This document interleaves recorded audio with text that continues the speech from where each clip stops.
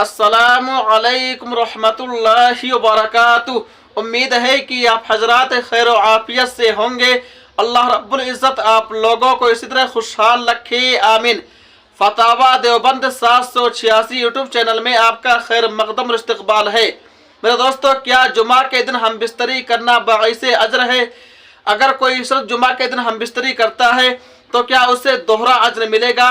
इस बारे में जामिया उलूम इस्लामिया अल्लामा मोहम्मद यूसुफ बिन नौरी टाउन का फतवा क्या कहता है, आइए बगैर किसी तमहीद व ताखीर के जान लेते हैं और सुन लेते हैं।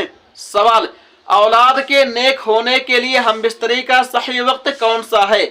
इसके लिए कोई ख़ास वक्त है या किसी भी वक्त कर सकते हैं? जवाब, नेक औलाद के हुसूल के लिए हम बिस्तरी का कोई ख़ास वक्त शरीयत में मखसूस नहीं है। जिस वक्त चाहे हम बिस्तरी कर सकते हैं। बस अल्लाह ताला से दुआ करते रहें कि अल्लाह ताला नेक औलाद अता फरमाए और ख़ास कर इस दुआ को कसरत से मांगा करें, रब्बना हब लना मिन अज़वाजिना व ज़ुर्रिय्यातिना क़ुर्रत आयुन वजअलना लिलमुत्तक़ीना इमामा। अलबत्ता बाज़ रिवायात से मालूम होता है कि जुमा के दिन अपनी बीवी से जिमा करना बाइसे अजर है। चुनांचे इमाम बैहक़ी रहमतुल्लाह अलैह ने रिवायत नकल फरमाई है। तर्जमा, क्या तुम में से कोई शख्स इस बात से आजिज है कि अपनी बीवी से हर जुमा के दिन में हम बिस्तरी करे? यह तरगीब इसलिए है कि उस शख्स के लिए दो अजर हैं, एक उसके अपने गुस्ल का और दूसरा उसकी बीवी के गुस्ल का।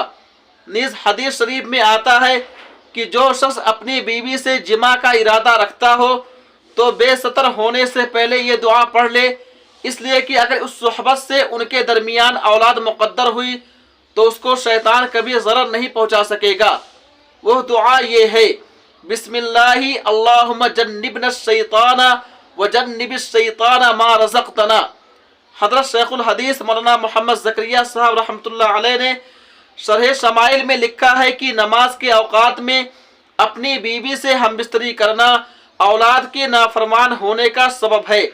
चुनांचे मर्द का ऐसे वक्त में हम बिस्तर होना जिससे जमात फौत हो जाए यह औलाद के नाफरमान होने का सबब बन सकता है। इसलिए नमाज के औकात में भी हम बिस्तरी करने से एहतराज करना चाहिए। फ़क़त वल्लाहु आलम। दारुल इफ्ता जामिया उलूम इस्लामिया अल्लामा मोहम्मद यूसुफ बिन नौरी टाउन।